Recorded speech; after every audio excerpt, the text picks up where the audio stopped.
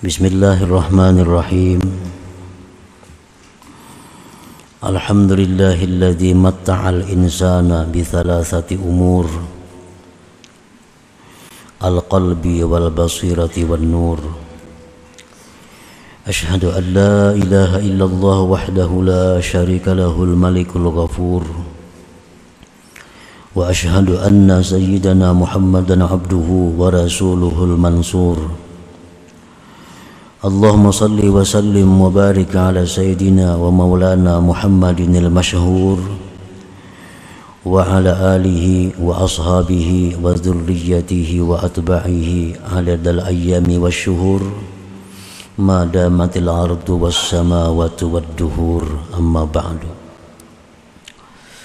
Yang kita hormati dan kita cintai para habaib dan para alim ulama, para muhibbin, hadirin hadirat rahimakumullah. Alhamdulillah, puji syukur kita haturkan kehadiran Allah yang mana dengan taufik dan hidayah serta inayah daripada Allah, kita pada malam ini kembali berkumpul di majlis yang penuh berkah dan rahmat ini.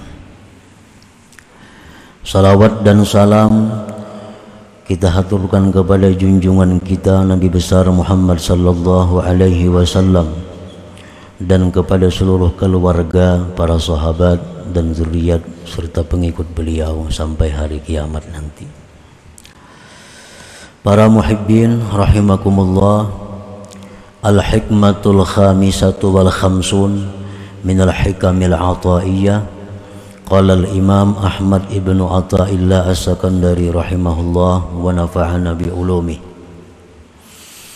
Hikmah yang ke-55 dari Al-Hikam, berkata pengarang Imam Ahmad ibnu Athaillah as-Sakandari rahimahullah, an-nuru lahul kashfu wal basiratu lahal hukmu wal qalbu lahul iqbalu wal idbar.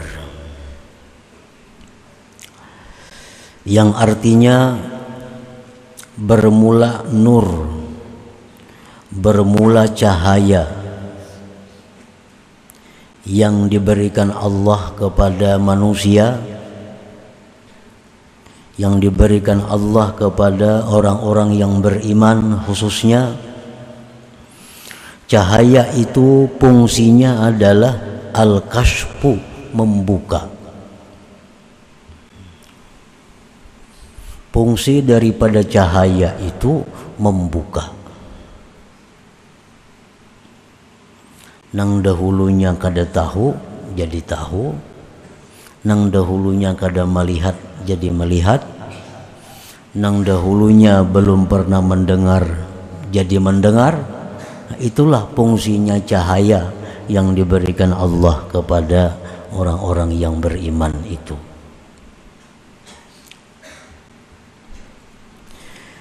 Wal basiratu lahal hukmu, dan mata hati baginya itu memutuskan. Nah, fungsi daripada mata hati yang diberikan Allah kepada kita, mata hati itu fungsinya memutuskan. Setelah kita mendengar yang ini, yang itu, kita melihat yang macam-macam, kita mengetahui berbagai hal, lalu mata hati ini yang memutuskan mana yang baik, mana yang kada, mana yang diambil, mana yang dibuang, mana yang diteruskan, mana yang disetuh. Nah, itu fungsinya mata hati kita, menghukumkan, memutuskan.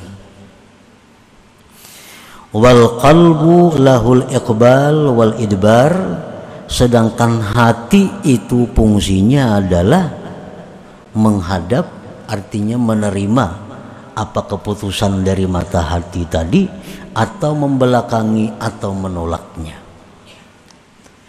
Nah, para muhibbin rahimakumullah, jadi di dalam diri kita Allah memberikan 3 macam perkara itu.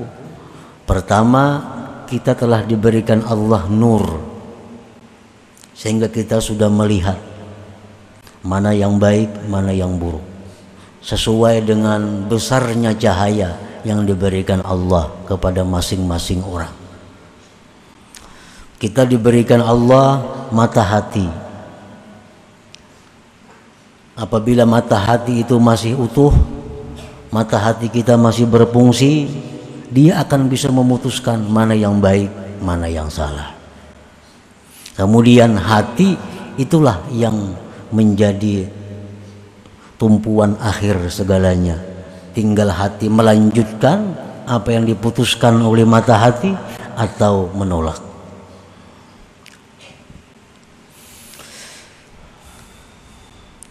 Sya'nun nur kashful umur wa idahuha hatta yadhhara husnuha wa qubhuha. Fungsi cahaya yang Allah berikan kepada kita itu membuka segala perkara, menjelaskannya segala perkara sampai terang benderang, baiknya perkara itu dan jahatnya perkara itu. Para ulama mencontohkan dengan seseorang manusia yang masuk ke dalam rumah yang gelap gulita. Di dalam rumah itu ada berlian, dalam rumah itu ada emas, dalam rumah itu ada uang, dalam rumah itu ada kala, dalam rumah itu ada ular, dalam rumah itu macam-macam binatang buas. Nah, kita berada dalam rumah dalam keadaan gelap gulita, sehingga kita kada bisa tahu mana ular, mana kala, mana berlian, mana emas. Nah, Allah datangkan cahaya. Nah, dengan cahaya itu kita melihat, oh ini emas, ini ular, ini kala, ini duit, ini sebagainya. Itu fungsinya cahaya. Nah, kemudian mata hati kita itu yang memutuskan. Yang baik jar mata hati, ini emas, ini berlian, ini duit, ini macam. Nah, nang kada baik kala, ular, tikus, sebagainya. Itu mata hati memutuskan demikian. Nah, tinggal hati apa menurut atau kada dengan petunjuk yang ditetapkan oleh mata hati tadi. Kahusni ta'ati wa qubhil ma'siyati, seperti baiknya taat dan buruknya maksiat. Di mana kita tahu taat itu baik, itu cahaya yang memberitahu kita, sehingga kita melihat, oh taat itu bagus, maksiat itu kada bagus. Di mana kita tahu lewat cahaya itu. Allah memberikan cahaya kepada kita sehingga kita melihat, oh ini maksiat kada bagus. Nah, para muhibbin rahimakumullah, orang-orang yang berbuat maksiat bukan berarti dia tidak punya cahaya, bukan berarti dia tidak tahu bahwa itu haram. Orang yang melakukan zina contohnya, bukan tidak tahu zina itu haram, dia tahu. Orang yang melakukan riba, dia tahu riba itu haram. Orang yang minum arak, dia tahu minum arak itu haram, karena ada cahaya iman di dalam hatinya yang memberitahu itu. Tetapi mungkin sebabnya karena mata hati orang ini sudah tertutup. Nah, mata hatinya sudah tidak berfungsi, maka akhirnya dia tidak bisa memutuskan mana yang baik, mana yang buruk. Nah, kahusni ta'ah, seperti baiknya taat dan jahatnya itu buruknya maksiat. Nah, para muhibbin rahimakumullah, sebuah taat kepada Allah, kita ambil contoh keadaan kita sekarang ini, talabul ilm, menuntut ilmu. Ini adalah satu perbuatan taat. Nah, bagusnya menuntut ilmu itu bermacam-macam. Kebaikan menuntut ilmu itu bermacam-macam. Kita diberitahu oleh cahaya, kita diberitahu oleh nur yang dititipkan Allah di dalam diri kita. Apa bagusnya taat? Kita ambil contoh menuntut ilmu. Satu, ridha Allah Ta'ala. Ini kebagusan taat ini, keindahan taat ini yang diperlihatkan oleh cahaya kepada kita, bahwa taat itu pertama, bagusnya taat adalah pihak ridha Allah. Di dalam taat itu ada keridhaan Allah. Keridhaan Allah ini sebenarnya yang kita cari dalam kehidupan ini. Salah satu cara mencari keridhaan Allah adalah taat kepada Allah. Nah, itu diberitahu kita oleh cahaya itu.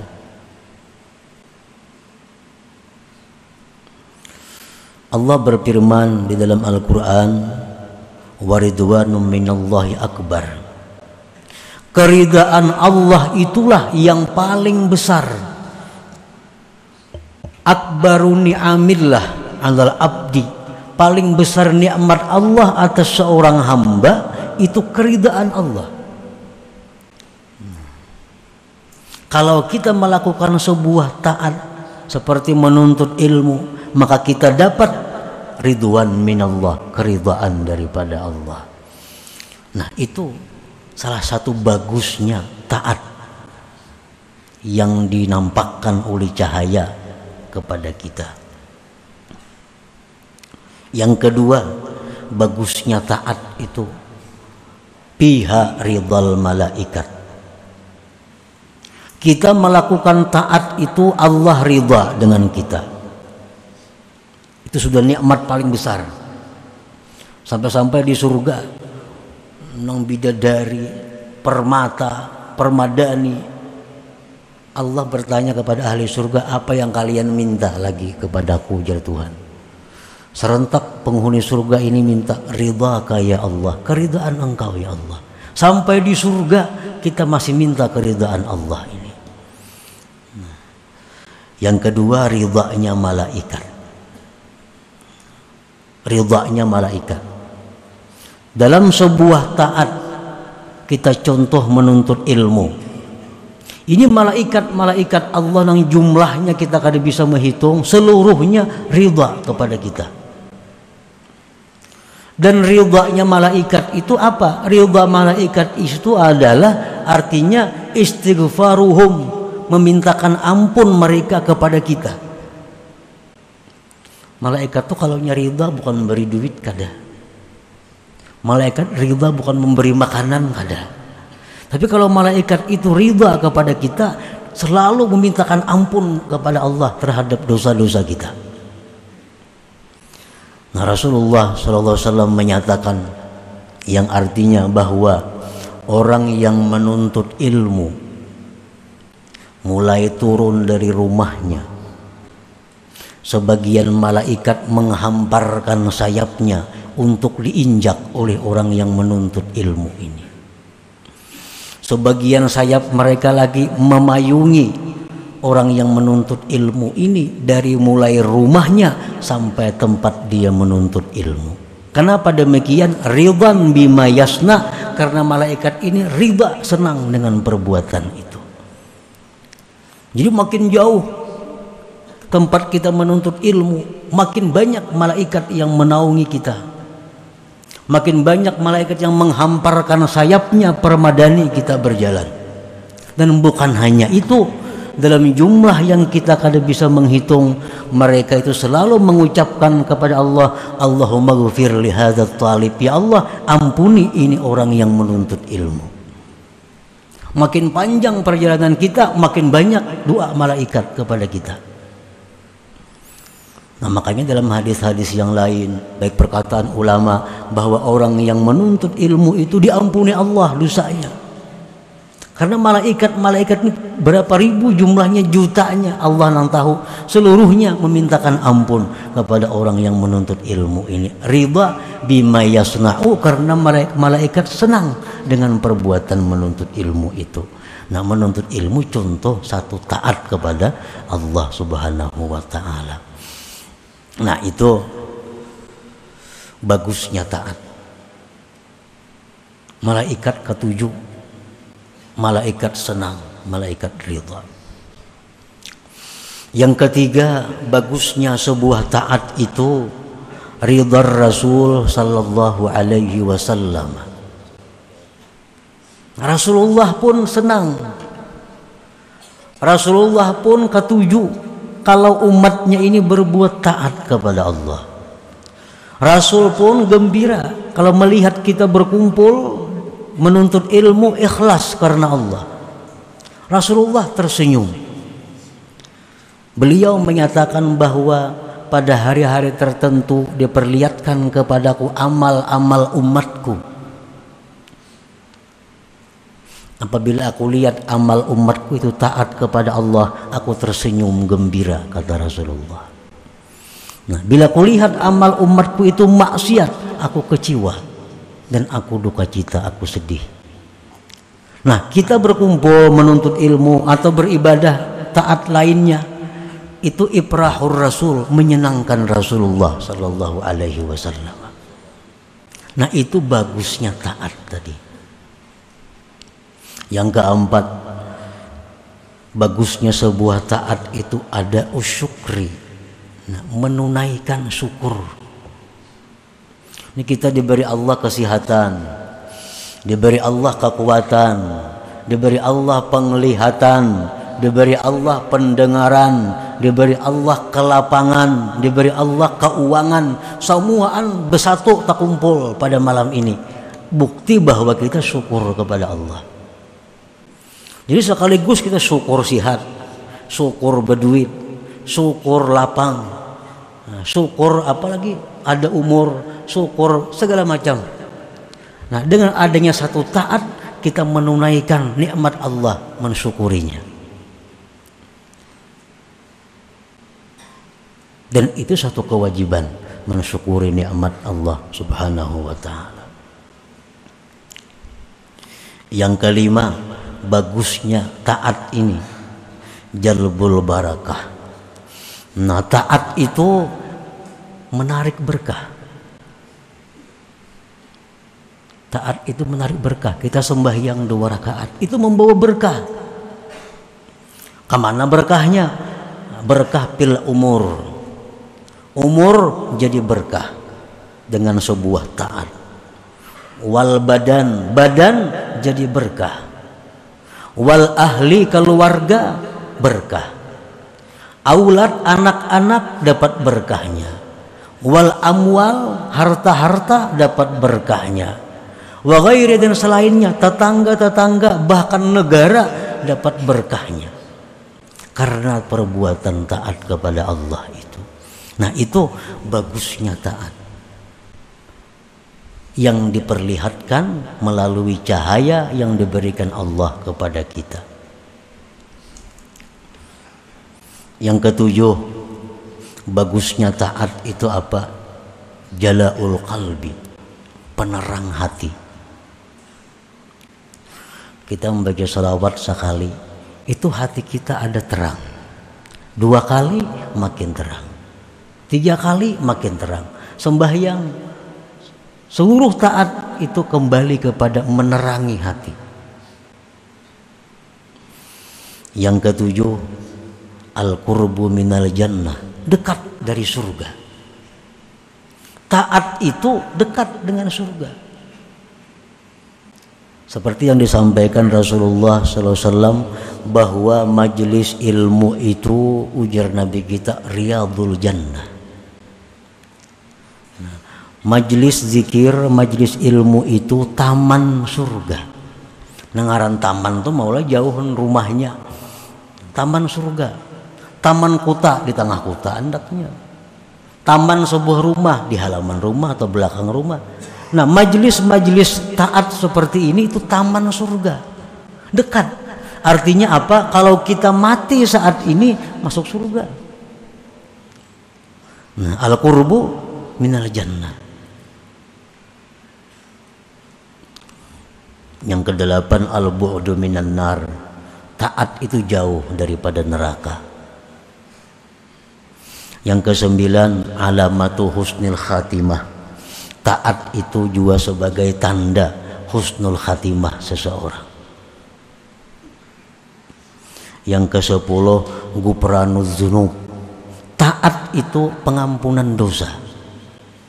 Kita sembahyang zuhur, bila sembahyang zuhur ini baik, maka dosa-dosa kita mulai subuh diampuni Allah.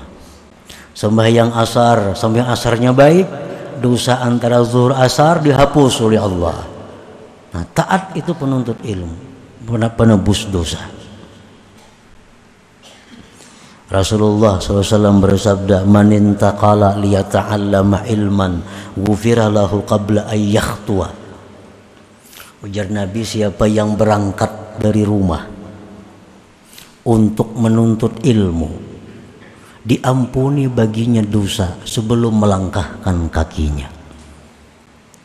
Nah, belum turun pada rumah sudah diampuni Tuhan. Nah, taat itu penebus dosa, penghapus dosa. Yang ke-11, baiknya sebuah taat itu al-ihsan ilal khalqi. Nah, berbuat baik kepada makhluk. Kalau kita membaca zikir, kita diampuni Allah dosa-dosa kita. Dosa kita habis, dosa anak bini kita diampuni Allah. Dosa anak bini sudah habis, tetangga-tetangga kita diampuni Allah. Berkat zikir yang kita baca itu. Nah, jadi kita taat itu bukan hanya pribadi, tetapi seluruh lingkungan yang berbuat taat itu dapat berkahnya, dapat manfaatnya. Nah, itu husnit ta'ah, bagusnya sebuah taat yang dinampakkan oleh cahaya kepada kita. Melihat dah kita, oh taat ini bagusnya ke ini, ke ini, ke ini. Tinggal mata hati menghukumkan. Nah, kalau mata hati ini normal, mata hati kita berfungsi, pasti memadahkan bagus taat itu. Nah, para muhibbin rahimakumullah. Kemudian waqubahil maksiat, jahatnya maksiat. Jahatnya sebuah dosa yang diperlihatkan kepada kita. Satu, suhtullah, murka Allah. Nah, murka Allah ini lebih daripada sekedar neraka. Neraka itu sudah berat, tapi murka Allah lebih berat daripada neraka. Para aulia-aulia itu dalam munajat mereka, ya Allah, hamba setuju, hamba mau masuk neraka asal engkau ridai. Dan hamba tidak mau ke surga kalau engkau benci kepada hamba. Nah, benci Allah ini sesuatu yang lebih dari sekedar siksa. Bila kita berbuat maksiat, maka otomatis kita ini adalah berada dalam kemurkaan Allah. Nah, kemurkaan Allah. Maka bila Allah itu murka,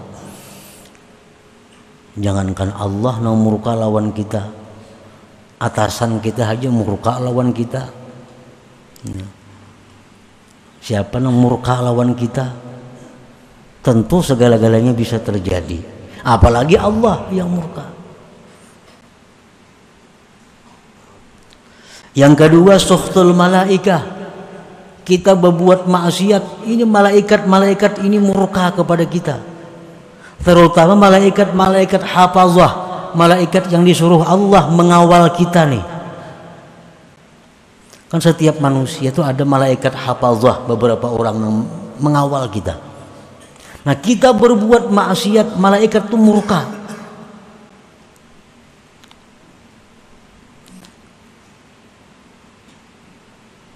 Yang ketiga, ihzanun Nabi sallallahu alaihi wasallam, membuat sedih Nabi.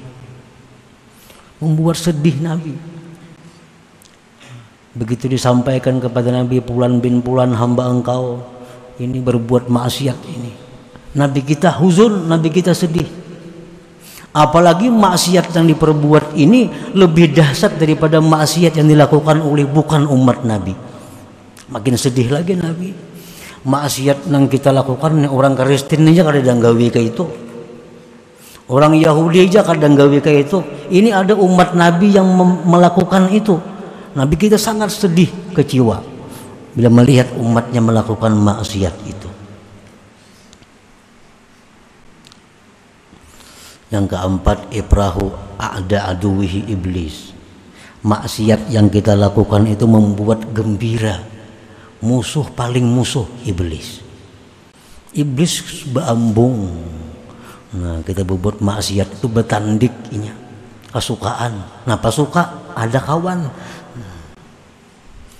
Iblisnya ada akun serangan dikutuk Allah. Iblis kadang mau sendiri dikutuk Allah, mesti mencari kawan sebanyak-banyaknya. Nah, ada orang berbuat maksiat, kawan iblis. Iblis pun bangga, ada kawan untuk menerima kutukan dari Allah. Yang kelima, zahabul barakah. Maksiat itu adalah menghilangkan berkah. Duit yang dulunya bagus, dibawa maksiat hilang berkah duit. Umur yang dulunya bagus, dibawa maksiat hilang berkahnya umur. Yang keenam, jahatnya maksiat itu taswidul qalbi, menghitamkan hati. Satu, kita berbuat maksiat setitik sauda, setitik hitam dalam hati. 2 kali maksiat 2 titik hitam. 3 kali maksiat 3 titik hitam dalam hati. 4 kali maksiat 4 titik hitam dalam hati. Akhirnya penuh dengan hitam. Kalau sudah hitam itu Allah menyebut ngarannya ran. Dan ran itu kada kau lagi dihilangkan dengan tobat, mesti api neraka yang menghilangkannya. Nah, itu buruknya sebuah maksiat kepada Allah. Al-bu'du minal jannah, jauh dari surga. Al-qurbu minan nar, parak lawan neraka. Orang tuh minum arak mati, otomatisnya langsung ke neraka karena sudah parak lawan neraka. Orang yang berbuat zina, rahatan berzina, itu parak lawan neraka, mati masuk neraka. Yang kesembilan, buruknya maksiat alamatu su'il khatimah. Maksiat-maksiat ini membawa kita kepada mati su'ul khatimah. Yang ke-10, kufrun ni'mah. Maksiat ini kufur nikmat. Allah memberi mata, digunakan menentang Allah. Allah memberi duit, digunakan duit untuk menguturi agama Allah. Allah memberikan kesehatan, digunakan untuk maksiat kepada, itu kufur nikmat. Yang ke-11, maksiat itu, buruknya maksiat adalah al-khiyanah li jami'il khalqi. Maksiat itu khianat kepada seluruh makhluk. Dengan adanya maksiat, banyak penyakit-penyakit bermunculan. Gara-gara maksiat. Gara-gara maksiat kita kesulitan ekonomi. Gara-gara maksiat kita hilang rasa aman. Ini orang-orang yang tenang dulunya karena maksiat ini dicabut Allah aman. Nah, jadi maksiat itu kita lakukan berarti kita mengkhianati makhluk Allah. Karena bala itu bila turun, idza nazala amma, bala bila turun itu menyeluruh. Kada tahu nang saleh, kada tahu nang takwa, kada tahu nang fasik. Semua kena bala Allah. Akibat apa? Akibat maksiat yang dilakukan oleh manusia. Nah, para muhibbin rahimakumullah. Nah, mengetahui baiknya taat, mengetahui buruknya maksiat, itu adalah fungsinya nur yang dititipkan Allah di dalam diri kita ini. Wa sya'nul basiratil maftuhah, al-hukmu 'alal husni bi husni wa 'alal qubhi bi qubhi wa 'alal qabih bi qubhi. Dan fungsi mata hati yang terbuka memutuskan bahwa ini baik dengan baiknya, dan atas yang jahat dengan jahatnya. Nah ini taat, ini bagus, keputusan mata hati kita. Maksiat ini kada bagus, ujar mata hati kita. Itu keputusan sudah. Ini kalau mata hatinya nang maftuhah, mata hati yang terbuka.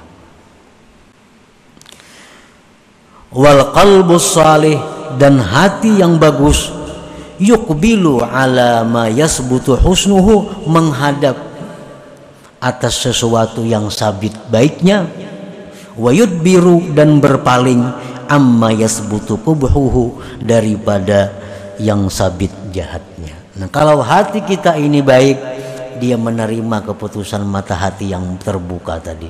Yang taat ini baik, diterima oleh mata hati. Yang maksiat ini buruk, diterima oleh hati kita. Itu fungsi hati yang baik. Nah para muhibbin rahimakumullah, jadi apa yang disampaikan oleh Al-Hikam ini adalah merupakan isyarat daripada doa yang seringkali dibaca Rasulullah sallallahu alaihi wasallam. Allahumma arinil haqqa haqqa warzuqni ittiba'ah wa arinil batila batila warzuqni ijtinabah. Ya Allah, perlihatkan kepadaku yang benar itu benar, dan beri aku kemampuan untuk melaksanakannya. Banyak aja yang tahu yang bujur, tapi kada kau melaksanakan.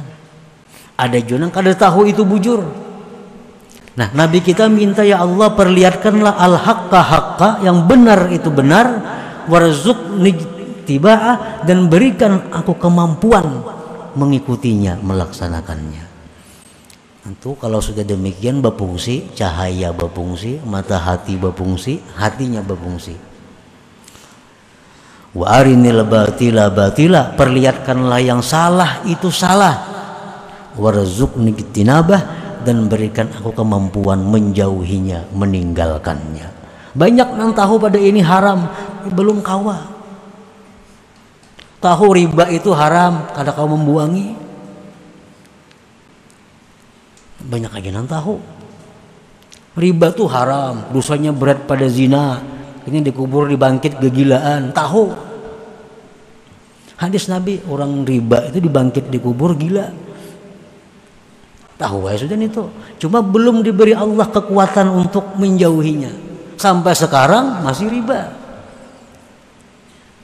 Nah jadi doa Nabi itu perlu, Allahumma arinil batila batila warzuqni ijtinabah. Ya Allah perlihatkan yang benar, yang salah itu salah, sudah melihat. Yang salah sudah tahu. Tinggal lagi warzuqni ijtinabah, berikan kemampuan menjauhinya. Nah ini sebuting lagi, berikan kemampuan untuk menjauhi yang batil itu. Nah para muhibbin rahimakumullah, selanjutnya hikmah yang ke-56 minal hikamil atahiyah ila hadratin Nabi sallallahu alaihi wasallam. Al-Fatihah. Astagfirullahaladzim siratal mustaqim.